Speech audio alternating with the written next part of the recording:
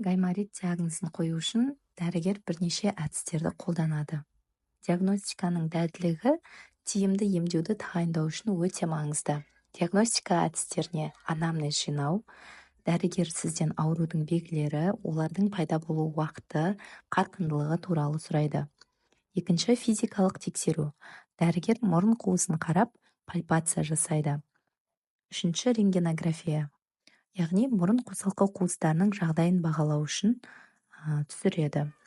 Келесі, компьютерлік томография, яғни КТ деп айтамыз, қосалқы қуыстардың толық көрінісін көру үшін және қабыну процесінің дәрежесін анықтау үшін қолданылады.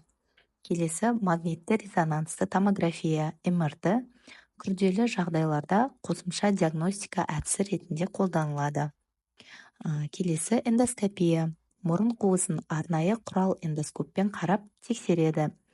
Келесі, лабораториялық зерттеулер. Оған жалпы қан анализі, мұрынның бөліністің бактериологиялық себіндісі жатады. Гаймориттің диагностикалық белгілеріне тоқталайын. Шағымдар, мұрын бітелуі, бас ауру, әсіресе маңдай және көз айналасында, иіс сезудің бұзылуы, беттің жоғарғы бөлігінің ауырсынуы, сары немесе жасыл түсті мұрыннан бөліністің шығуы, сызба. Физикалық тексеру кезінде мұрын қуысының шышты қабығының ісінуі және қызаруы байқалады. Мұрыннан іріңді бөлініс, қосалқы қуыстар аймағында ауырсыну байқалады. Диагностиканың маңыздылығы: дәл диагноз қою арқылы дәрігер тиімді емдеу тактикасын таңдай алады. Бұл аурудың асқынуының алдын алуға және толық жазылуға мүмкіндік береді.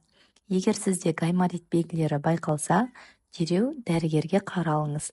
Өз бетіңізше емделмеңіз, өйткені бұл аурудың асқынуына әкелуі мүмкін.